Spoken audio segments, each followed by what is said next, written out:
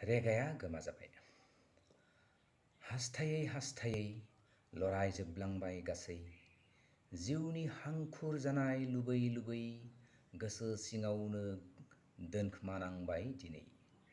फैदोंमोन दान्दिसेल'नो नोंलाय गेलेनो सेराव आंजोंलाय, नाथाय आंखौ नेवसिनानैलाय स्रोद मानो गोमोरफिनलांबाय।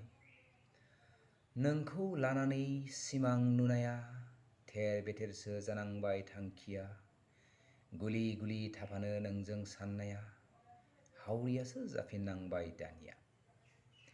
सिखिरि सुबुंफ्रा मिनिलांबाय, गोजा खाफालनि सिन्दुरा गोमोरलांबाय, थाइनै मेगनाव मोदै रुजुननांबाय, थाइनै आखाइनि फारसिया गालांबाय।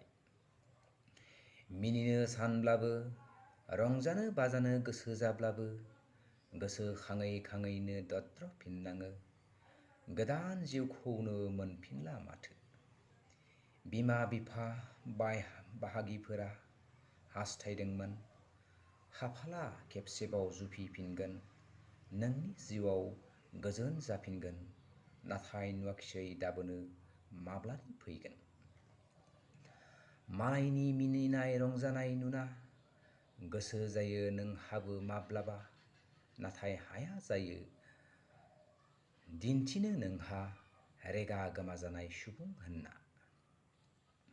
जोबजानाय फानजारियाव दोनजानाय जानांबाय जेब्लाबो हालाय हाफाय, सिं जानांबाय सिरि थानांबाय नोंनि रावनि बुंनाया रज'यै जालांबाय। बिरनो गोसो जायो माब्लाबा दि उदां अख्राङाव गां फुवारना नोंदि, मुलुगनि समायना महरखौ नायनोदि हांखुर अरायबो जायो मानोदि। मेगन थानानैबो नुयै बायदि, आथिं आखाइ थानानैबो गैयै बायदि, खुगा थानानैबो बबा बायदि, फोरमायनो सानब्लाबो हाया मानि।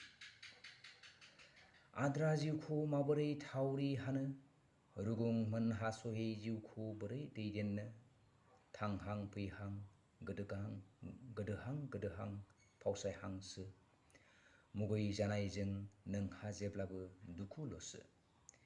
खेबसे फेलेंजोंनो अराय खोमसि लामा आन्दायनांबाय जेब्लाबो नोंदि, अनसायग्रा गैया सासेबो मानि, रेगायानो थुंगिबाय अरायनि थाखायदि।